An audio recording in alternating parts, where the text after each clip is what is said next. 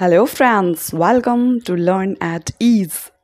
सो friends, आज के इस वीडियो लेक्चर में हम डिस्कस करेंगे कि इंडिया की पॉलिटिकल कंडीशन कैसी हुआ करती थी जब ब्रिटिशर्स इंडिया में आए थे। क्योंकि 18th सेंचुरी आते आते हम क्या देखते हैं कि जो माइटी मुगल्स हैं वो डिक्लाइन कर जाएंगे। हालांकि इंडिया के अंदर मुगल एम्पायर के डिक्लाइन होने के बहुत सारे रीजंस थे, लेकिन इसमें सबसे प्रमुख रीजन था औरंगजेब खुद। क्योंकि मुगल एम्पायर जो है वो औरंगजेब के टाइम तक काफ़ी स्टेबल था, पर क्योंकि औरंगजेब कभी नहीं चाहता था कि जिस तरीके से उसने अपने पिता को जेल में डाला था, जिस तरीके से उसने शाहजहां के साथ व्यवहार किया था, उसके बच्चे उसके साथ वैसा व्यवहार करें। इसलिए उसने कभी भी अपने किसी भी बच्चे को उतना पावरफुल होने ही नहीं दिया और ना ही कभी राजनीति की शिक्षा दी। और इसी के चलते हम देखते हैं कि जैसे ही औरंगजेब का टाइम खत्म होगा, आने वाले जो मुगल्स होंगे वो काफ़ी वीक निकलेंगे। उनमें से कोई भी ऐसा रूलर नहीं होगा जो उत्तराधिकारी बनने के लायक हो। औरंगजेब की ऐसी बहुत सारी पॉलिसीज थी जिसने अपकमिंग सक्सेसर्स को काफ़ी वीक बना दिया, और यही एक रीज़न रहेगा जिसकी वजह से जो ब्रिटिशर्स हैं वो खुद को इस्टेब्लिश करने में काफ़ी हद तक कामयाब रहेंगे। हालांकि मुगल्स के डिक्लाइन के बहुत सारे रीजंस थे, जिसमें से अगर हम एक्सटर्नल रीज़न देखें तो पाएंगे कि जो नॉर्थ वेस्ट फ्रंटियर था, जो एक टाइम पे अलाउद्दीन खिलजी के टाइम पे जितने भी इन्वेजन्स होते थे उन पर एक रोक लगा दी गई थी। ठीक है, नॉर्थ वेस्ट फ्रंटियर से बहुत लंबे टाइम तक कोई इन्वेजन नहीं हुआ। लेकिन वहीं दूसरी तरफ हम देखते हैं कि जैसे जैसे औरंगजेब के बाद वाले जो रूलर्स आएंगे वो रूल करेंगे तो वो नॉर्थ वेस्ट फ्रंटियर पर उतना ध्यान नहीं देंगे, जिसकी वजह से वो इन्वेजन्स वापस से स्टार्ट हो जाएंगे और नॉर्थ वेस्ट फ्रंटियर मुगल्स के लिए एक बहुत बड़े चैलेंज के रूप में सामने आएगा।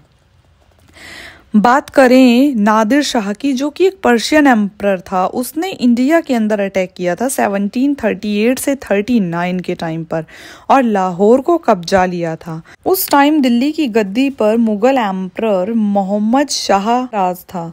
हालांकि मोहम्मद शाह को एक रंगीले राजा के रूप में भी देखा जाता है, जो कि अपने प्रशासन को लेकर उतना ज़्यादा डिसिप्लिन्ड नहीं था, यानी कि उसको कोई मतलब नहीं था कि किस तरीके से एडमिनिस्ट्रेशन का काम चल रहा है। उसे केवल अपने नाचने गाने और शान और शोहरत की ज़िंदगी तक ही मतलब था। और ये भी एक बहुत बड़ा रीज़न था जिसकी वजह से मुगल्स जो हैं वो काफ़ी वीक हो गए। अब जब नादिर शाह ने अटैक किया 1738 में, तो उसने बहुत ही आसानी से मोहम्मद शाह को हरा दिया, और साथ ही जब वो वापस गया अपने देश पर्शिया तो अपने साथ काफ़ी सारी बहुत इम्पॉर्टेंट और बहुत प्रीशियस चीज़ें ले गया, जैसे कि पीकॉक थ्रोन, जो हमेशा से ही मुगल्स की पहचान हुआ करता था, जिसके ऊपर बड़े बड़े राजा महाराजा बैठते थे। साथ में कोहिनूर हीरा और 70 करोड़ रुपए, जो कि उस टाइम के हिसाब से काफी बड़ा अमाउंट है। तो ये सब चीजें क्या है, नादिर शाह अपने साथ ले गया। अब क्योंकि आने वाले टाइम के जो मुगल एम्परर थे वो और भी ज्यादा कमजोर होने वाले थे, इसीलिए इंडिया में दो बड़े इन्वेजन्स देखने के लिए मिलते हैं।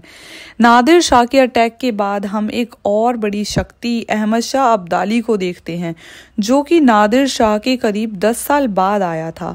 हालांकि उसने इंडिया पर काफ़ी बार इन्वेड किया था, जिसमें हम देखते हैं ईयर 1757 में तो अब्दाली ने दिल्ली को पूरी तरीके से कब्जा लिया, और जब वापस लौटने लगा तो अपने पीछे एक अफगान केयर टेकर को छोड़ दिया, जिसका केवल एक ही काम था कि जो मुगल एम्परर हैं उन पे नज़र रखी जाए कि किसी भी तरीके से वो अब्दाली के लिए कोई प्रॉब्लम ना क्रिएट करें। जाते जाते अब्दाली ने आलमगीर द्वितीय को मुगल एम्परर के रूप में चुना, और साथ में रोहिल्ला चीफ नाजिब उद दौला को मीर बख्शी के रूप में एम्पायर में रखा गया, ताकि कोई भी मुगल एम्परर कभी भी अब्दाली के खिलाफ कोई षड्यंत्र ना कर पाए। लेकिन हम देखते हैं कि 1758 में नाजिब उद दौला को दिल्ली से मारकर भगा दिया गया, लेकिन उसे आलमगीर द्वितीय यानी कि मुगल एम्परर ने नहीं बल्कि मराठा चीफ रघुनाथ राव ने भगाया था। तो उस टाइम पे मराठास भी एक बहुत ही ज़्यादा उभरती हुई शक्ति थी। अगर हम यह बोलें कि मराठा एक टाइम पे मुगल से ज़्यादा पावरफुल हो चुके थे तो इसमें भी कोई गलत बात नहीं होगी, क्योंकि मराठाओं की शक्ति काफ़ी तेज़ी से बढ़ती जा रही थी। और वहाँ ईरान में बैठे अब्दाली को भी ये चीज़ काफ़ी स्पष्ट रूप से दिख रही थी कि अगर मराठाओं को रोका नहीं गया तो ईरान तक जाकर वो अब्दाली के लिए भी खतरा साबित हो सकते हैं।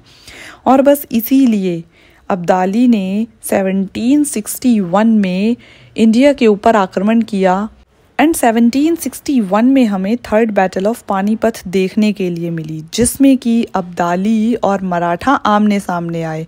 हालांकि इस युद्ध में मराठों को काफ़ी बुरी शिकस्त का सामना करना पड़ा और उनकी पावर जो है वो पूरी तरीके से ख़त्म हो गई। एक तरफ पहले से ही मुगल किंग्स काफ़ी कमज़ोर थे, फिर मराठा जो है जो काफ़ी तेज़ी से उभरती हुई शक्ति थी, अब्दाली के आक्रमण के बाद वो भी काफ़ी कमज़ोर पड़ गए। तो ये एक ऐसी सिचुएशन क्रिएट होती जा रही थी, एक ऐसा वैक्यूम क्रिएट हो रहा था जो अंग्रेज़ों को उभरने के लिए काफ़ी अच्छा समय था। और इसी पॉलिटिकल वैक्यूम का फ़ायदा उठाकर इंग्लिश ईस्ट इंडिया कंपनी बहुत जगह पर अपनी मनमानी करने लगी। और आगे हम देखेंगे कि कुछ ऐसे भी युद्ध लड़े गए जिसमें अंग्रेज़ों को बिल्कुल भी अंदाज़ा नहीं था कि वो एक बहुत ही छोटी सी आर्मी के साथ मुगल्स की या फिर नेटिव इंडियन रूलर्स की बड़ी बड़ी आर्मीज़ को हरा देंगे।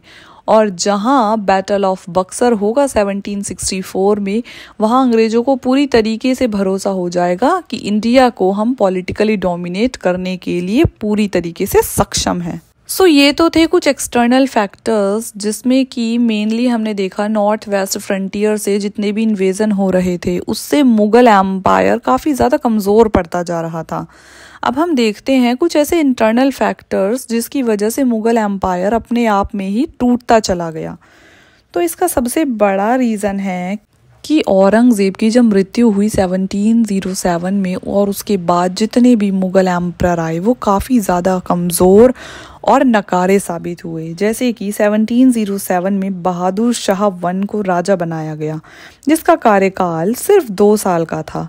हालांकि बहादुर शाह 63 साल की उम्र में राजा बना था। अब कोई भी इंसान 63 साल की उम्र में अगर राजा बनता है तो उसके लिए काफ़ी मुश्किल है एडमिनिस्ट्रेशन को संभालना, क्योंकि अगर कोई इंसान 20s में या 30s में किंग बनता है तो उस टाइम पे उसके शरीर में भी उतनी जान होती है, उसका माइंड भी उतना एक्टिवली काम कर रहा होता है और बहुत सारी ऐसी चीज़ें होती हैं जो उसके फेवर में होती हैं। पर क्योंकि अब 63 साल की उम्र में एक इंसान को राजा बनाया गया जिसमें कि वो बहुत अनअवेयर था, उसको अपनी मुगल टेरिटरीज तक के बारे में नहीं पता था, ना ही उसको प्रशासन किस तरीके से चलाया जाता है इसकी कोई जानकारी थी, क्योंकि औरंगज़ेब ने अपने बच्चों को कभी भी प्रशासन से जुड़ी हुई चीज़ों में सीखने ही नहीं दिया। इसकी वजह से वो काफ़ी कमज़ोर रहा। अब क्योंकि उसको इतनी जानकारी तक नहीं थी कि मुगल टेरिटरी कहाँ तक फैली हुई है, इसीलिए उसे शाह ए बेखबर कहा गया। नेक्स्ट हम देखते हैं 1712 से 1713 के बीच में जहांदार शाह राजा बने। हालांकि वो इतना ज़्यादा मूर्ख था कि किसी की भी बातों में आ जाता था, इसीलिए इतिहासकारों ने उसे लंपट मूर्ख कहा। हालांकि एक बहुत अच्छी चीज़ थी जो जहांदार शाह ने की थी कि उसने जजिया को एबॉलिश कर दिया था। इसके बाद हम देखते हैं फारूक सियार को, जिसने और राजाओं के कंपैरिजन में थोड़ा लंबे टाइम तक रूल किया था। 1713 से 1719 तक राजा बना रहा। जहांदार शाह के मरने के बाद जो सैयद ब्रदर्स थे उन्होंने बहुत इम्पोर्टेंट रोल निभाया, क्योंकि अब वो किंग मेकर की कैटेगरी में आ गए और कहीं ना कहीं यह भी माना जाता है कि सैयद ब्रदर्स ही जहांदार शाह की मौत के पीछे जिम्मेदार थे। उन्होंने फारूक सियार को राजा बनाया। हालांकि हमने अपनी पिछली एक वीडियो में डिस्कस किया था कि फारूक सियार ही वह राजा था जिसने ब्रिटिशर्स को काफ़ी सारे फरमान इशू करे थे, जिससे उन्हें ट्रेड करने में काफ़ी ज़्यादा फ़ायदा मिला था। अब क्योंकि सैयद ब्रदर्स ने फारूक सियार की मदद से ही जहांदार शाह को मरवाया था ताकि फारूक सियार राजा बन सके, इसीलिए इतिहासकार फारूक सियार को घृणित कायर भी कहते हैं। पर क्योंकि कहावत है कि अंत बुरे का बुरा, तो फारूक सियार ने जैसे जहांदार शाह को मरवाया था राजा बनने के लिए, इसका अंत भी काफ़ी दर्दनाक हुआ। सैयद ब्रदर्स ने पेशवा बालाजी विश्वनाथ, जो कि एक बहुत ही शक्तिशाली मराठा राजा थे, उनके साथ मिलकर फारुख सियार को गद्दी से हटा दिया और बाद में उसे अंधा करके मरवा दिया। इसके बाद हम देखते हैं रफ़ी उद दराजत और रफ़ी उद दौला को। हालांकि इन दोनों ने कुछ खास काम नहीं किया, ना ही इनका टेन्योर इतना इम्पोर्टेंट है, तो इन्हें डिस्कस करना उतना ज़रूरी नहीं है। हाँ, इसके बाद जो राजा बना मोहम्मद शाह, उसको डिस्कस करना ज़रूरी है क्योंकि उसके टाइम पर नादिर शाह ने अटैक किया था इंडिया में 1739 में, और साथ ही बैटल ऑफ करनाल देखने के लिए मिली। हालांकि मोहम्मद शाह को इतिहासकार मोहम्मद शाह रंगीला भी कहते हैं क्योंकि यह रंगीला बादशाह था। इसे अपने एडमिनिस्ट्रेशन से कोई मतलब नहीं था, यह सिर्फ नाच गाना देखता था और अपनी ज़िंदगी जीने में विश्वास रखता था। अब क्योंकि इसे लग्जूरियस लाइफस्टाइल पसंद था, इसीलिए इसे रंगीला का टाइटल दिया गया।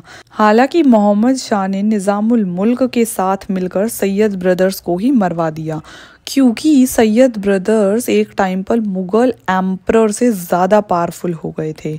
1724 में हम देखते हैं निज़ामुल मुल्क को वज़ीर बना दिया गया और साथ ही हैदराबाद, जो कि साउथ इंडिया में है, उसे एक इंडिपेंडेंट स्टेट बनाया गया और निज़ामुल मुल्क को उसका मालिक बनाया गया।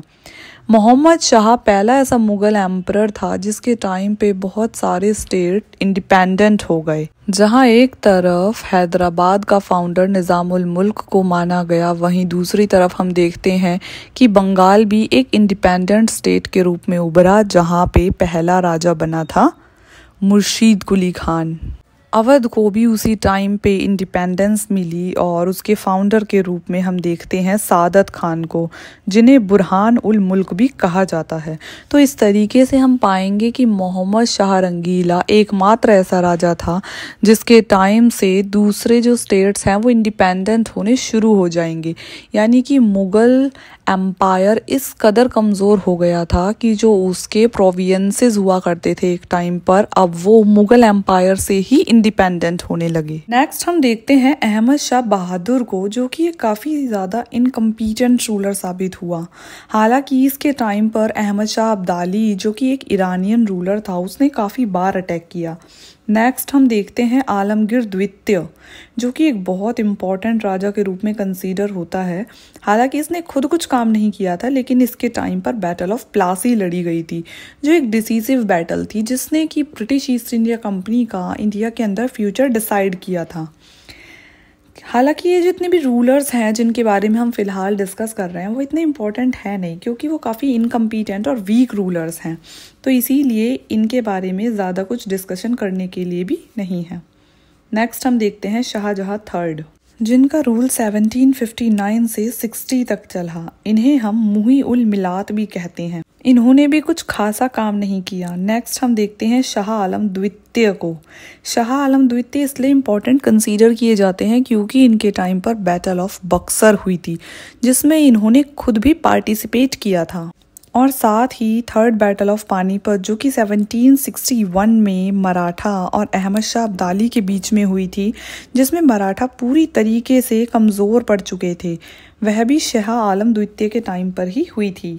सो शाह आलम द्वितीय का जो पीरियड है वो काफ़ी इम्पोर्टेंट कंसीडर होता है, क्योंकि 1765 में ब्रिटिशर्स ने 3 राजाओं के साथ, जिसमें कि शाह आलम द्वितीय, अवध के नवाब शुजाउद्दौला और बंगाल के नवाब मीर कासिम आते हैं, इनके साथ मिलकर एक ट्रीटी को साइन किया था जिसे कहते हैं ट्रीटी ऑफ इलाहाबाद, जिसके थ्रू जो ब्रिटिशर्स हैं उन्हें बिहार, बंगाल और उड़ीसा की दीवानी मिल गई थी।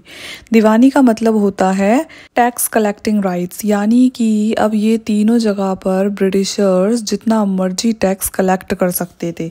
तो इस वजह से शाह आलम द्वितीय का जो रीन है वो काफ़ी इम्पोर्टेंट कंसीडर किया जाता है। साथ ही देखते हैं कि शाह आलम द्वितीय के टाइम पर ही ब्रिटिशर्स ने जितने भी मुगल एम्परर थे उनके हाथ से ज़्यादातर जो राइट्स थे उन्हें छीन लिया था और अब उन्हें एज अ पेंशनर बनाकर छोड़ दिया था।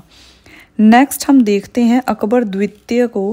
अकबर द्वितीय इसलिए इम्पॉर्टेंट कंसीडर किए जाते हैं क्योंकि इन्होंने राम मोहन रॉय, जो कि एक सोशल रिफॉर्मर थे, उन्हें राजा की उपाधि दी थी।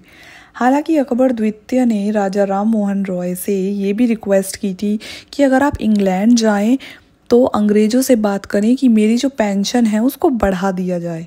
तो यहाँ पर यह बात नोटिस करने वाली है कि एक टाइम ऐसा था जब मुग़ल एम्पायर कितना ज़्यादा प्रेस्टीजियस और पावरफुल था, जब अकबर, हुमायूं और औरंगज़ेब का टाइम था। लेकिन अकबर द्वितीय का टाइम आते आते ये लोग इतने कमज़ोर हो गए थे कि एक मेयर पेंशन पर डिपेंड थे, जो कि ब्रिटिशर्स ने दिन पर दिन कम कर दी थी। साथ ही हम देखते हैं कि अकबर द्वितीय के टाइम पे जो मुग़ल एम्परर हैं उनकी इम्पोर्टेंस इतनी कम हो गई कि अब जो जनता है उन्हें कभी भी मुग़ल की तरफ से कंसीडर नहीं किया जाता था। यानी कि एक टाइम पर बोला जाता था कि मुग़ल साम्राज्य में रहने वाली जनता, लेकिन अब क्या है, उस टाइटल को भी हटा दिया गया। साथ ही मुगल्स के नाम पर जो कॉइन्स इशू हुआ करते थे उनको भी स्टॉप कर दिया। लास्ट रूलर हम देखते हैं बहादुर शाह जफर, जिसको बहादुर शाह द्वितीय भी कहा जाता है, जिनका रूल 1837 से 57 तक था।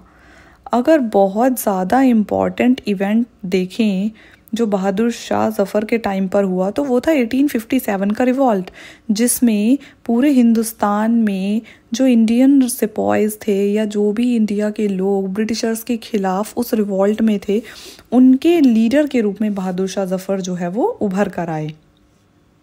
हालांकि देखा जाए तो उस टाइम पर इन्हें बूढ़ा बादशाह कहा जाता था, क्योंकि इनकी जो एज थी वो 80+ थी और एक ऐसे आदमी को लीडर के रूप में देखना एक बेवकूफ़ी थी। हालांकि जब ईयर 1858 में वो रिवॉल्ट फेल मार गया, उसके बाद बहादुर शाह जफर को रंगून भेज दिया गया, जहां पर 1862 में उनकी डेथ हो गई। ऑफिशियली देखें तो नवंबर 1, 1858 को मुगल एम्पायर ऑफिशियल रूप से खत्म हो गया, क्योंकि इस दिन क्वीन विक्टोरिया का डिक्लेरेशन आया था। तो चलिए थोड़ा सा नटशैल में डिस्कस कर लेते हैं कि क्या क्या मेन रीजंस रहे जिसकी वजह से मुगल एम्पायर पूरी तरीके से डिक्लाइन कर गया और ब्रिटिशर्स इंडिया में स्ट्रांगली खुद को स्टैब्लिश कर पाए।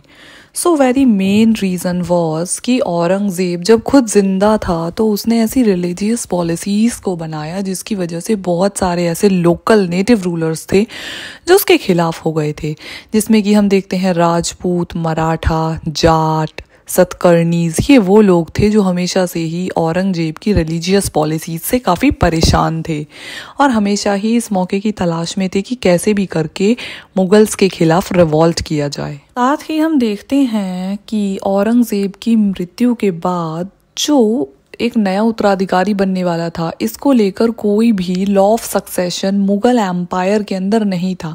यानी कि मुगल एम्पायर में हमेशा ही नया राजा उसे बनाया जाता था जो कि अपने सारे भाइयों को युद्ध में हराकर सबसे शक्तिशाली साबित होता था। तो इस वजह से भी हम देखते हैं कि वॉर ऑफ सक्सेशंस हुए, जिसकी वजह से एम्पायर और बहुत ज़्यादा वीक हो गया।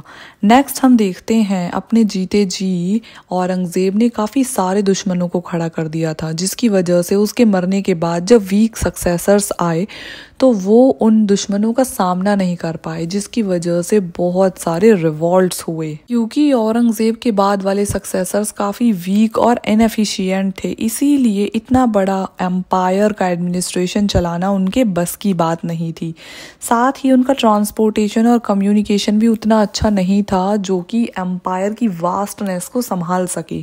इसीलिए टाइम के साथ जो मुगल एम्पायर पूरे हिंदुस्तान में फैला हुआ था वो सिकुड़ता चला गया और एक टाइम ऐसा आया कि हिंदुस्तान का सबसे बड़ा एम्पायर केवल और केवल दिल्ली तक सिमट कर रह गया। इसके बाद हम देखते हैं जो कि एक्सटर्नल हमने इन्वेजन्स को ऑलरेडी डिस्कस कर लिया है, जिसमें कि ईरानी लोगों ने, दुरानी लोगों ने इंडिया पे अटैक किया था, जिसमें नादिर शाह और अहमद शाह अब्दाली थे, जिसकी वजह से जो एम्पायर ऑलरेडी बहुत ज़्यादा ब्रोकन और वीक था उसमें और ज़्यादा कोलैप्स के चांसेस बढ़ गए।